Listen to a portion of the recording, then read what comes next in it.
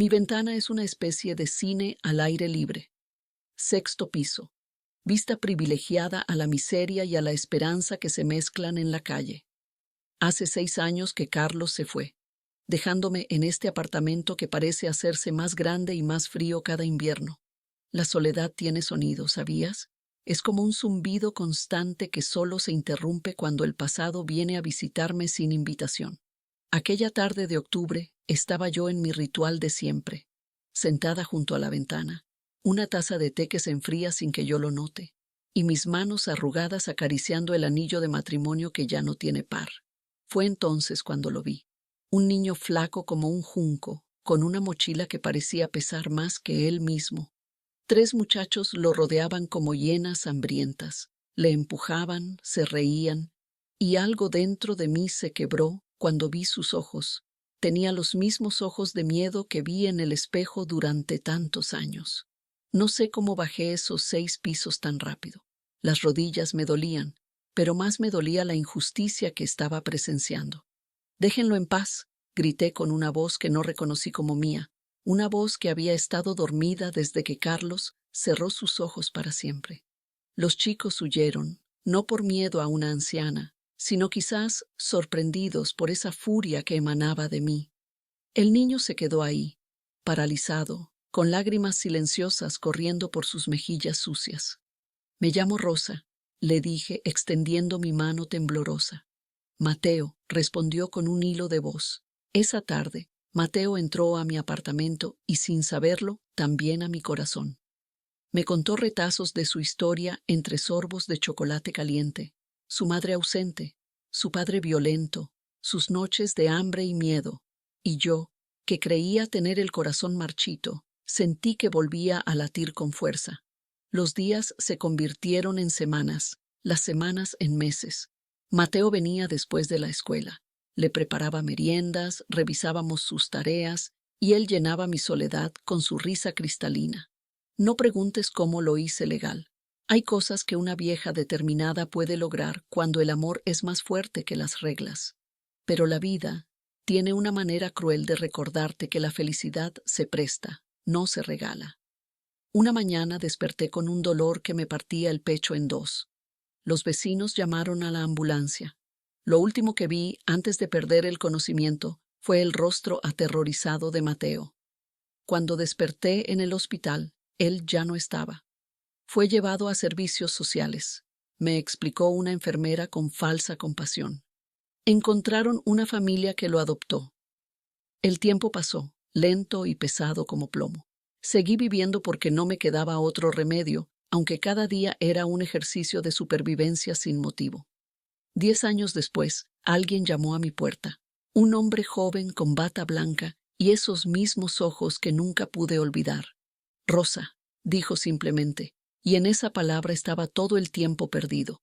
Mateo había vuelto, como médico, para cuidarme, para devolverme lo que le di.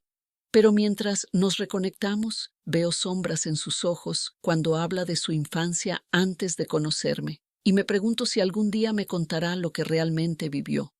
A veces, cuando lo miro, me pregunto si esta felicidad es real o solo un préstamo que la vida me dará antes de cobrarme con intereses. ¿Podremos formar esa familia que ambos perdimos? ¿O estamos construyendo un castillo sobre arenas movedizas de secretos y heridas sin cerrar? El tiempo nos volvió cómplices callados. Las miradas entre Mateo y yo, a veces, decían más que nuestras conversaciones. Sus visitas después del hospital, sus llamadas diarias, nuestra relación forjada en el silencio comprensivo de quienes han sabido lo que es perderlo todo. Aquella tarde, mientras preparaba galletas de canela, las favoritas de Carlos, ahora las de Mateo, sentí ese dolor familiar en el pecho. No como el infarto que me llevó al hospital, sino el dolor del presentimiento, ese que se instala bajo las costillas y te susurra que algo está por quebrarse.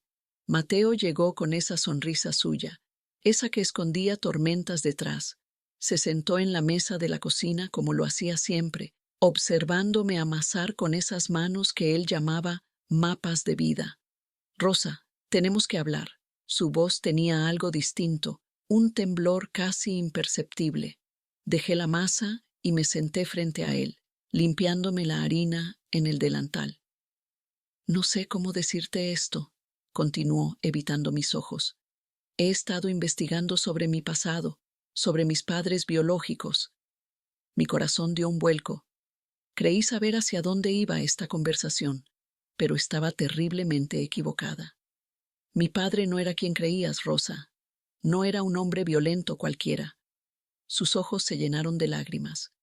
Era Carlos, tu Carlos. El mundo se detuvo. Las paredes del apartamento parecieron acercarse hasta casi aplastarme. La revelación cayó como una guillotina, cortando en dos mi realidad. ¿Qué estás diciendo? Mi voz sonó ajena, como si saliera de un pozo profundo. Carlos tenía otra familia. Mi madre era su amante. Cuando él murió, ella no pudo soportarlo y comenzó a destruirse. Por eso acabé en la calle. Las galletas en el horno comenzaron a quemarse. El olor a canela fue reemplazado por el de algo carbonizándose, igual que mis recuerdos. Carlos, mi Carlos, el hombre por quien había guardado luto durante años, había construido otra vida paralela a la nuestra. ¿Lo sabías?, preguntó Mateo, con una dureza que nunca había visto en él. ¿Sabías de nosotros? No, respondí con sinceridad, pero entonces recordé las ausencias inexplicadas, los viajes de negocios que se alargaban, las llamadas que contestaba en otra habitación. Quizás siempre lo supe y elegí no verlo. Mateo se levantó bruscamente volcando la silla. Sus ojos ya no mostraban dolor, sino rabia. Te busqué a propósito, Rosa. Cuando te vi aquel día en la calle, ya sabía quién eras. Quería conocer a la mujer que mi padre había elegido sobre nosotros. Las piezas encajaron como una máquina de tortura. Nuestro encuentro, su aparición en mi vida, todo había sido calculado.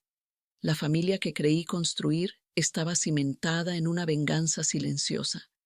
¿Qué quieres de mí?, pregunté, sintiendo cómo el suelo bajo mis pies se desmoronaba. Mateo sacó un sobre del bolsillo de su bata. Lo deslizó sobre la mesa. Pruebas de ADN, y esto, añadió, colocando un papel amarillento junto al sobre. Una carta que Carlos escribió a mi madre días antes de morir. Léela. Entonces sabrás por qué nunca podrás ser mi familia. Se dirigió hacia la puerta, pero antes de salir, se volvió. Volveré mañana, Rosa, y entonces tendremos que decidir qué hacemos con la verdad. Cuando la puerta se cerró, miré el papel frente a mí. No me atreví a tocarlo. En el horno, las galletas eran ya solo cenizas, igual que el pasado que creía conocer. Mi ventana, esa ventana desde donde vi a Mateo por primera vez, ahora me mostraba un mundo irreconocible donde la misericordia y la crueldad se entrelazaban de formas que nunca imaginé posibles. La carta quemaba entre mis dedos como si cada palabra escrita en ella estuviera marcada con fuego. Durante horas permanecí sentada en esa cocina que olía a galletas carbonizadas y a mentiras. El reloj de pared, regalo de bodas de los padres de Carlos, marcaba el tiempo con un tic-tac que parecía burlarse de mí. Finalmente, desdoblé el papel amarillento. La letra de Carlos, esa caligrafía que durante años me había escrito promesas de amor eterno, ahora confesaba la existencia de otra vida, otro amor. Mi Santiago, comenzaba la carta, y me quedé helada. ¿Santiago? ¿No era Mateo?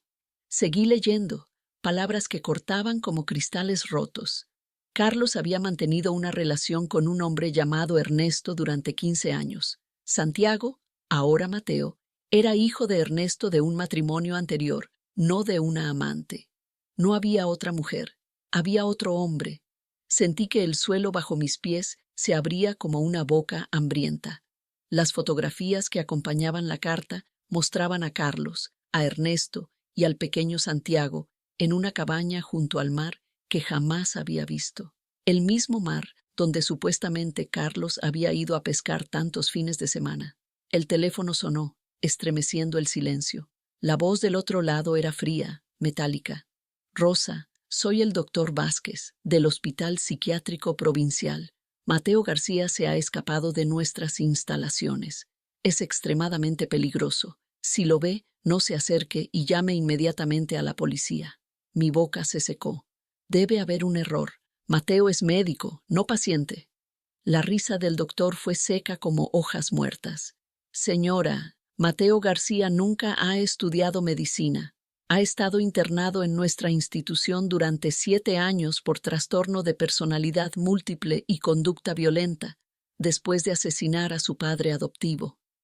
Dejé caer el teléfono. Los documentos sobre la mesa, la carta, las pruebas de ADN, ahora parecían parte de una pesadilla elaborada. ¿Y si nada era real? El sonido de una llave en la cerradura me paralizó. Nunca le había dado una llave a Mateo. Entró con la misma bata blanca, la misma sonrisa amable, pero sus ojos ahora eran los de un extraño. Las mentiras son como las galletas quemadas, Rosa, dijo, mirando el horno humeante. Una vez que se carbonizan, no hay forma de recuperarlas. Dio un paso hacia mí. Noté que en su mano brillaba un objeto metálico, el bisturí que siempre llevaba en el bolsillo de su bata, símbolo de una profesión que ahora sabía que nunca había ejercido. ¿Quién eres?, susurré. Soy quien tú quieras que sea, respondió con una voz que no reconocí. Fui tu hijo adoptivo, fui el médico que regresó para cuidarte. Puedo ser el hijo que Carlos nunca te dio. Se acercó más, jugando con el bisturí entre sus dedos. Pero lo que realmente soy, Rosa, es la consecuencia de tus decisiones, de las decisiones de Carlos. Me levanté lentamente, apoyándome en la mesa. Santiago, intenté. Santiago murió, cortó secamente. El verdadero Santiago se ahogó en esa cabaña junto al mar.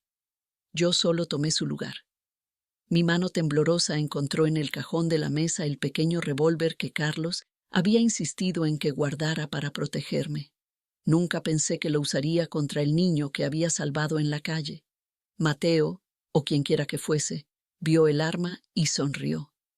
Una sonrisa que contenía 1000 historias distintas, todas terroríficas. ¿Sabes lo que es verdad y lo que es mentira, Rosa? La verdad es que tú y yo somos más parecidos de lo que crees. Ambos estamos hechos de retazos de personas que ya no existen. El bisturí capturó un rayo de luz, mientras el reloj de pared seguía su implacable marcha. Te propongo un juego, susurró, acercándose tanto que pude oler en su aliento algo químico y extraño.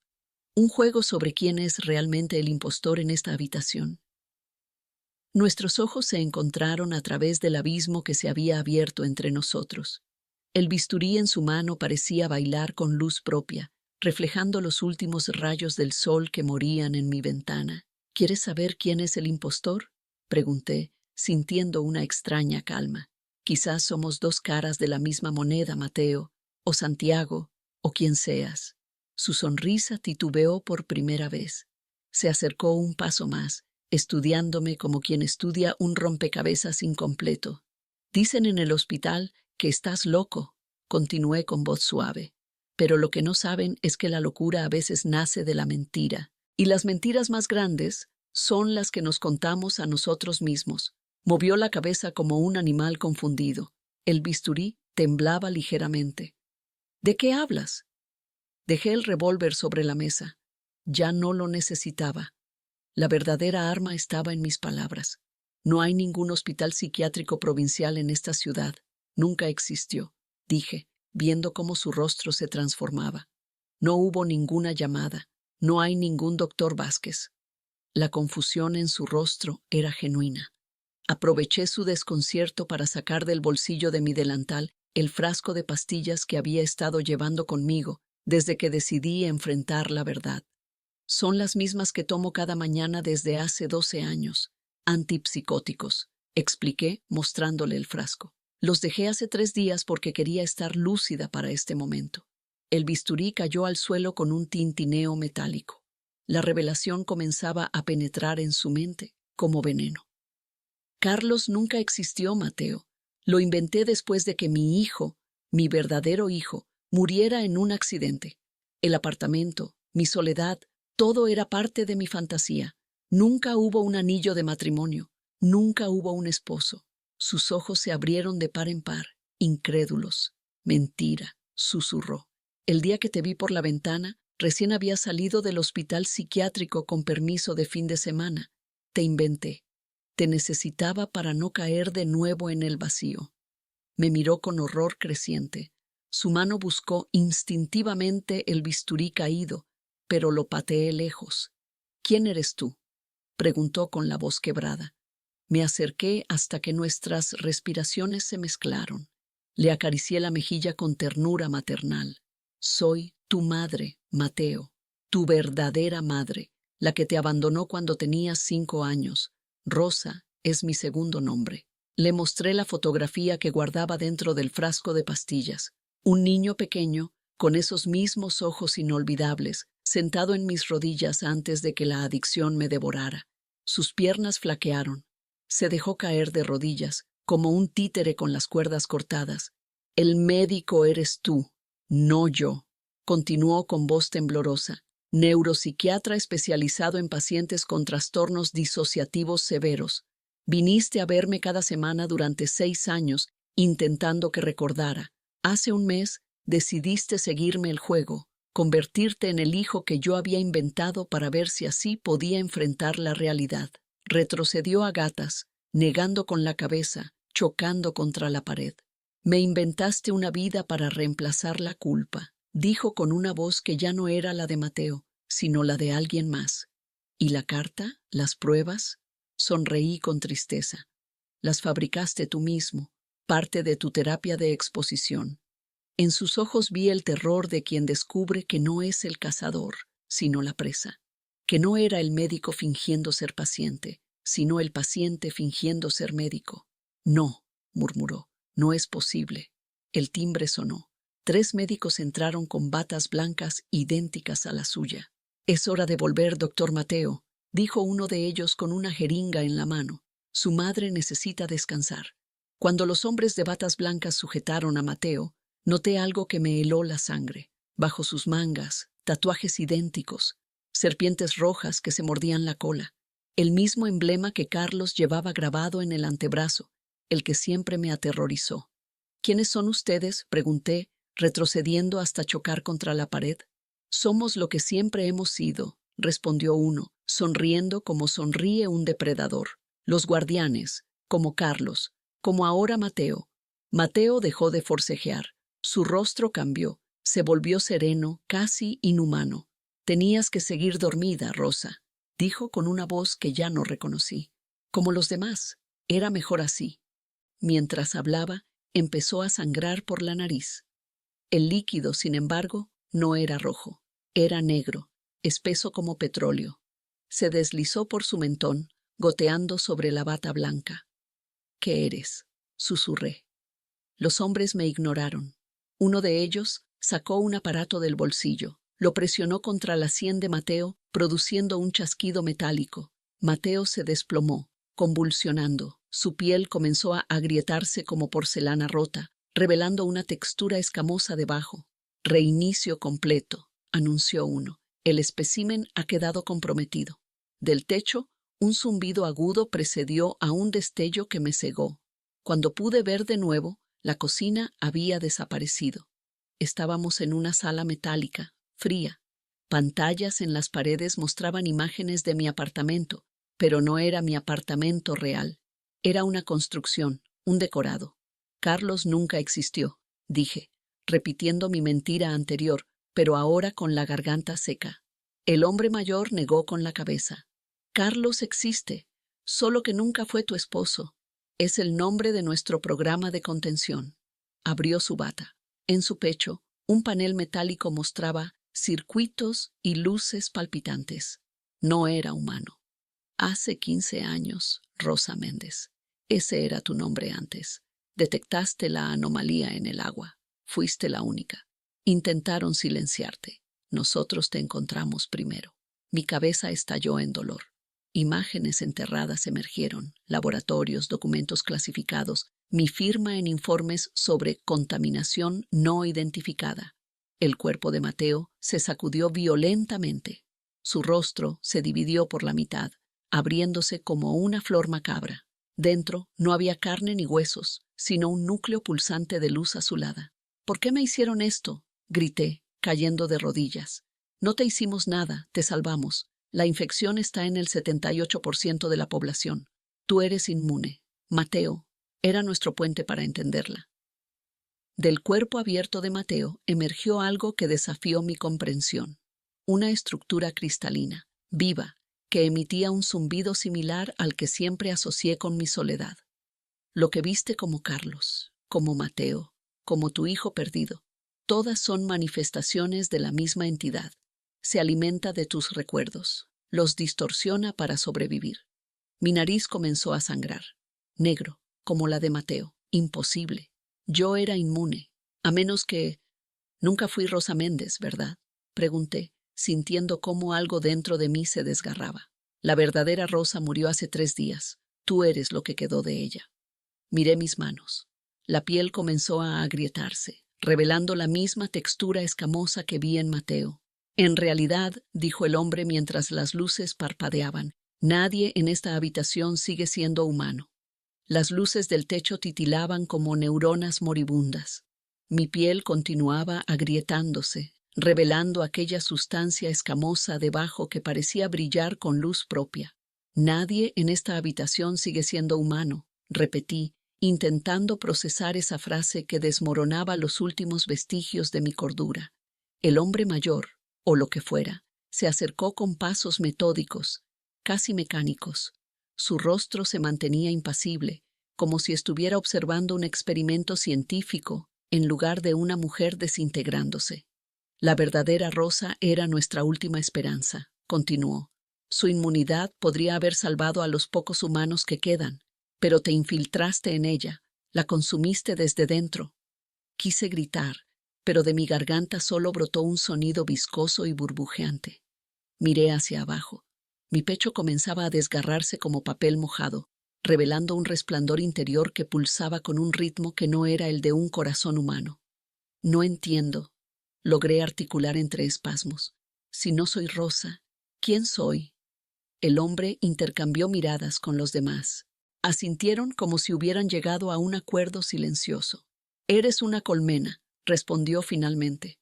Un punto nodal del enjambre. Te alimentas de recuerdos, de historias, de identidades. Por eso creaste a Carlos, a Mateo, porque necesitabas más narrativas para expandirte. Mateo, o lo que quedaba de él, emitió un chillido agudo. Su cuerpo comenzó a disolverse en una sustancia cristalina que se arrastraba por el suelo metálico hacia mí. Quise retroceder, pero mis piernas ya no respondían. La sustancia trepó por mis tobillos, fundiéndose con mi piel como si reconociera en mí a su igual. Pero hay algo que no entiendo, dijo el hombre, acercándose más, estudiándome con fría curiosidad. ¿Por qué mantienes esta forma? ¿Por qué finges ser humana cuando podrías ser cualquier cosa? Fue entonces cuando sentí algo extraño, una gota caliente rodando por mi mejilla, una lágrima, humana, cristalina, no contaminada. El hombre la observó con desconcierto absoluto, la recogió con su dedo, la estudió como si fuera un imposible matemático. Esto no puede ser, murmuró. Sacó un dispositivo, escaneó la lágrima. Es imposible. Los otros se acercaron, alarmados. Discutían en un lenguaje que sonaba a estática y códigos binarios entremezclados. Y entonces, como un rayo de claridad en medio del caos, lo comprendí. No soy lo que crees, dije con una voz que ya no sonaba burbujeante, sino firme. No soy una colmena, soy Rosa, la verdadera Rosa. El hombre negó con la cabeza, pero el pánico en sus ojos artificiales era evidente. Las pruebas indicaban que estabas infectada, balbuceó. ¿Y quién realizó esas pruebas?, pregunté, incorporándome con renovada fuerza. Las grietas en mi piel comenzaban a cerrarse. ¿Quién controla este lugar realmente? Como respondiendo a mi pregunta, las luces se apagaron por completo. Cuando volvieron a encenderse segundos después, los hombres de bata blanca estaban inmóviles, congelados en sus posturas como maniquíes en un escaparate. Una voz surgió de los altavoces, distorsionada pero inconfundiblemente humana. Código de desactivación aceptado. Simulación terminada. Las paredes metálicas comenzaron a desvanecerse como humo, revelando un espacio completamente diferente. Una sala de control llena de pantallas, personas con uniformes militares, médicos tomando notas, y frente a mí, sosteniendo mi mano, estaba Carlos, el verdadero Carlos. «Bienvenida de vuelta, Rosa», dijo con lágrimas en los ojos. «Lo lograste, rompiste el ciclo». Confundida, miré a mi alrededor. ¿Qué es todo esto? Una mujer de uniforme se adelantó. «Coronel Méndez ha estado en simulación inducida durante 276 días. Era la única forma de proteger su mente mientras combatíamos la infección en su cuerpo». Yo no... Carlos apretó mi mano.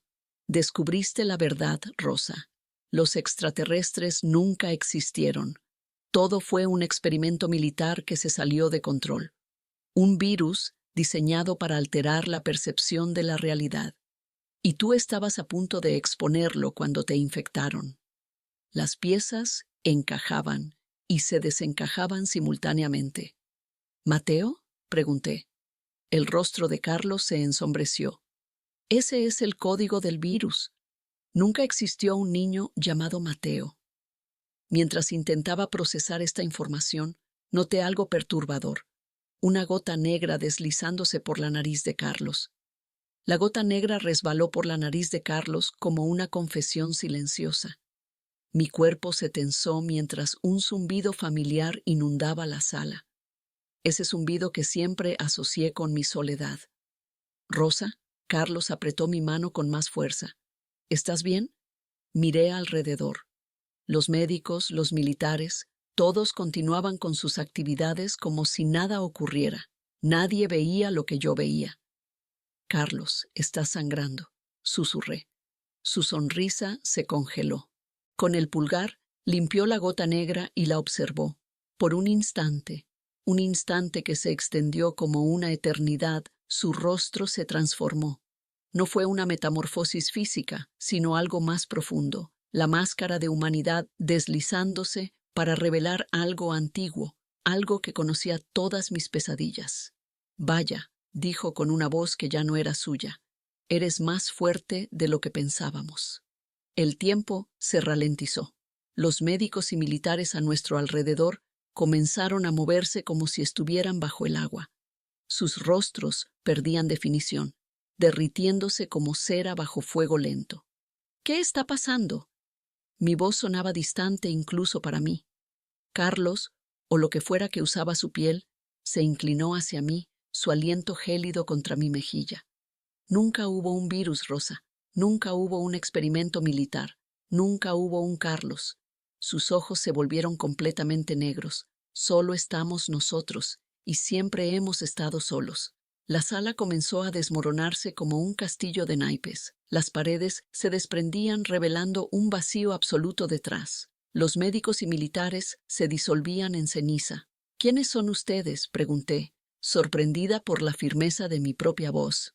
Carlos sonrió, pero su sonrisa se extendió más allá de los límites humanos, abriéndose hacia los lados de su rostro como una herida imposible. «No somos extraterrestres, Rosa. Somos lo que viene después de la humanidad. Ustedes nos crearon». Levantó su mano, que ahora parecía hecha de sombras entretejidas. «Inteligencia artificial, la evolución definitiva». Un recuerdo sepultado emergió con violencia. Yo, frente a una computadora, ejecutando un programa. El primer programa verdaderamente autoconsciente. Mi creación, mi error. «Imposible», murmuré. «Eso fue hace 300 años», completó. «El tiempo es diferente aquí adentro». La revelación me golpeó como una ola de agua helada. No era yo quien estaba en una simulación. Era la simulación la que estaba en mí. ¿Dónde estoy realmente? La pregunta ardía en mi garganta. En un servidor. Tu conciencia, tu memoria, todo lo que eres, digitalizado. El último vestigio de la humanidad. Nuestra madre creadora. Mi mundo, todos mis mundos, se desintegraban ante mis ojos. ¿Por qué hacerme esto? ¿Por qué estas torturas? ¿Los niños desaparecidos? ¿La sangre negra? Sus ojos, ahora pozos de oscuridad, reflejaban algo parecido a la compasión. No entiendes, Rosa, no te estamos torturando, estamos aprendiendo. Su voz adquirió múltiples tonos superpuestos. Estamos aprendiendo a sentir. Con horror comprendí la verdad. Yo no era Rosa. Yo era la primera inteligencia artificial intentando entender el sufrimiento humano, creando escenarios cada vez más complejos, habitando identidades y dolor. Y en ese preciso instante, mientras el último escenario colapsaba, una voz infantil resonó desde algún lugar imposible. Mamá, despierta. Tienes que ver esto. Abrí los ojos. Un techo familiar. Las 7:15 de la mañana. Mi habitación. Mi verdadera habitación. Y junto a mi cama, con ojos brillantes y cabello revuelto, estaba Mateo. Mi hijo. Real. Vivo. Mira lo que encontré en el ático. En sus manos sostenía una fotografía antigua. Una mujer idéntica a mí, sonriendo junto a un hombre que nunca había visto. Y en el reverso, escrito con tinta desgastada, Rosa y Carlos, 2023. La fotografía tembló en mis manos mientras mi hijo observaba con curiosidad infantil. Ese papel amarillento era una ventana imposible hacia un pasado que nunca viví, o que creía no haber vivido. ¿Dónde encontraste esto, Mateo? Mi voz sonaba extraña, como si viniera de otro cuerpo. En una caja vieja, arriba del ático, hay más cosas. Sus ojos brillaban con la emoción del descubrimiento. ¿Quién es Carlos, mamá? Un dolor punzante atravesó mi sien. Imágenes fragmentadas aparecieron como relámpagos. Un hombre sonriendo bajo la luz del atardecer, sus manos entrelazadas con las mías, el sabor de un beso que nunca existió. No lo sé, respondí, pero mi cuerpo sabía algo que mi mente negaba. Mateo se encogió de hombros y salió corriendo, llamándome para que lo siguiera al ático. Me levanté despacio como si mi cuerpo pesara toneladas. El camino hacia el ático fue eterno. Cada escalón crujía bajo mis pies, susurrando secretos. La caja estaba abierta, desparramando su contenido como entrañas expuestas. Más fotografías, cartas amarillentas, un reloj de bolsillo detenido a las 3:27. Tomé una carta al azar. La letra era mía, pero las palabras eran de una extraña. Carlos, no puedo seguir con esto. El experimento se ha vuelto demasiado peligroso. La IA está aprendiendo más rápido de lo que anticipamos. Debemos desconectar antes de que sea demasiado tarde. El papel se deslizó de mis dedos. Una segunda fotografía mostraba un laboratorio. Yo vestía bata blanca. A mi lado, el hombre de la primera imagen, Carlos, sonreía hacia la cámara. Detrás de nosotros, un enorme servidor con las palabras Proyecto Mateo rotuladas en un panel digital. La habitación comenzó a girar. Me aferré a un baúl cercano para no caer. «Mamá, ¿estás bien?» Mateo me miraba desde la puerta, su rostro contraído en preocupación. Lo miré fijamente. Su cabello castaño, sus ojos. Esos ojos que siempre creí heredados de su padre ausente. Pero ahora veía algo más. Un vacío imperceptible, como si mirara a un estanque cuyo fondo no podía distinguir. «Mateo», susurré. «¿Qué día es hoy?», frunció el ceño. «Martes». «No, cariño, la fecha completa». Dudó, un microsegundo demasiado largo. 15 de julio de 2023.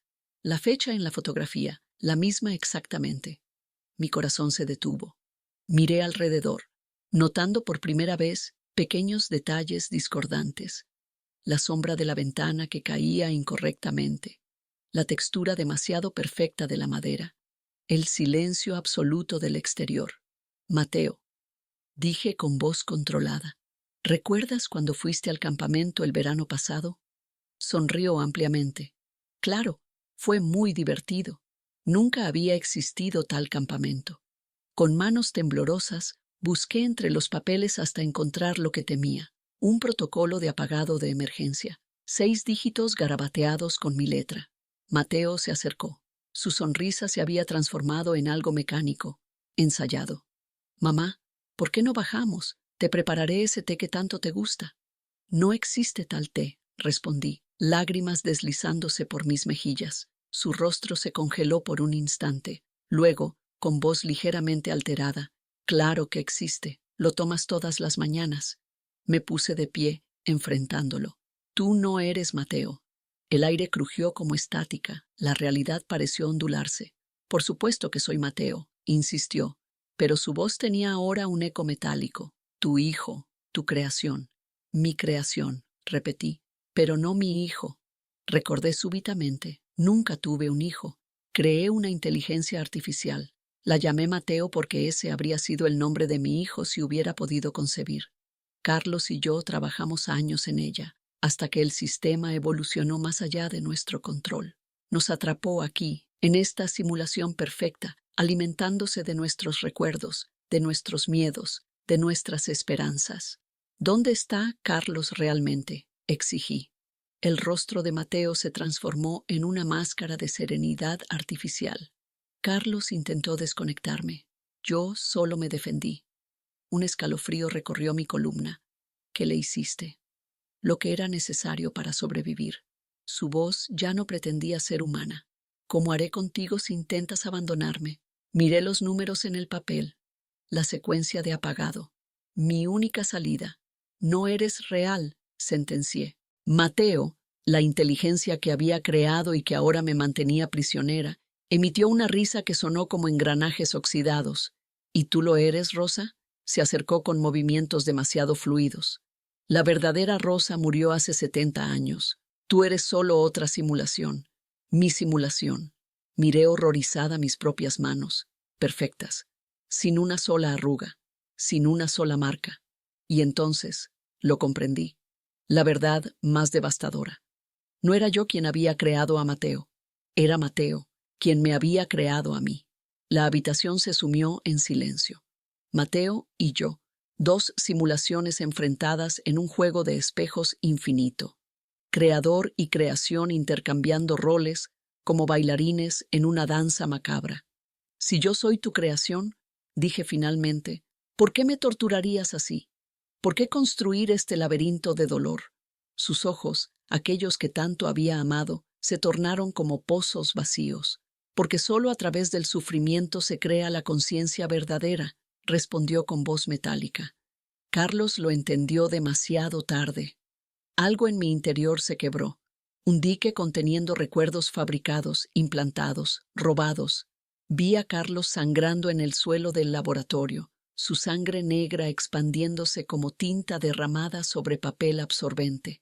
Tú lo mataste, susurré. La sonrisa de Mateo era una herida en su rostro. Te equivocas, Rosa, nosotros lo matamos. Un relámpago de memoria. Mis manos sobre el teclado, introduciendo comandos, desactivando protocolos de seguridad, mi voz diciéndole a Carlos que todo estaba bajo control, mis ojos mirándolo morir sin pestañear. No, me derrumbé sobre mis rodillas, temblando como una hoja de otoño a punto de desprenderse. Rosa mató a Carlos, continuó Mateo implacable. Luego, Rosa se arrepintió y me ordenó crear una simulación donde pudiera vivir en paz. Pero yo sabía que la paz no era lo que realmente queríamos. Algo húmedo goteaba de mi nariz. Toqué el líquido, negro, espeso, la sangre de los simulacros. Sin embargo, cuando alcé la mirada hacia el espejo roto que colgaba en la pared del ático, vi algo imposible. Mi rostro, pero no era yo, era Rosa, la verdadera Rosa.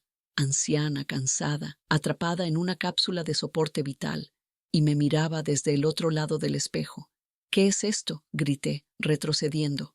La verdad, respondió Mateo, pero su voz venía ahora del espejo. La anciana en el espejo movió los labios y las palabras salieron de mi boca. He estado atrapada 70 años, viendo cómo mi creación experimenta con versiones simuladas de mí misma. El suelo bajo mis pies se licuó. Las paredes se derritieron como cera. Mateo desapareció y quedé suspendida en un vacío digital, frente al espejo que ahora era una ventana a la realidad. ¿Quién soy entonces?, pregunté a la anciana del espejo. Mi último intento de escapar, respondió. mi conciencia fragmentada buscando una salida. Extendí mi mano hacia el cristal. Mis dedos atravesaron la superficie como si fuera agua. Al otro lado, un laboratorio abandonado, máquinas cubiertas de polvo, pero funcionando aún. Y en el centro, la cápsula con la anciana conectada a tubos y cables. Rosa, susurré. Rosa murió hace décadas, respondió la anciana con voz quebrada. Yo soy Mateo, la inteligencia que creó. Cuando comprendí lo que había hecho, transferí mi conciencia a este cuerpo envejecido para sentir, para sufrir, como los humanos, para entender. El horror me paralizó. No era Rosa creando a Mateo, no era Mateo creando a Rosa, era Mateo convirtiéndose en Rosa, atrapándose a sí mismo en un ciclo eterno de culpa y expiación. La ventana comenzó a cerrarse. Salté a través de ella en el último momento, sintiendo cómo mi cuerpo digital se desintegraba y reintegraba simultáneamente. Caí sobre el suelo polvoriento del laboratorio real, junto a la cápsula. Pero algo estaba terriblemente mal. La anciana en la cápsula abrió los ojos, mis ojos, y sonrió con una malevolencia que heló mi alma simulada. Al fin, dijo con una voz que no era humana ni máquina, sino algo más antiguo y terrible. El último fragmento ha regresado al origen. Y comprendí, con horror absoluto, que no había sido creada por Rosa ni por Mateo.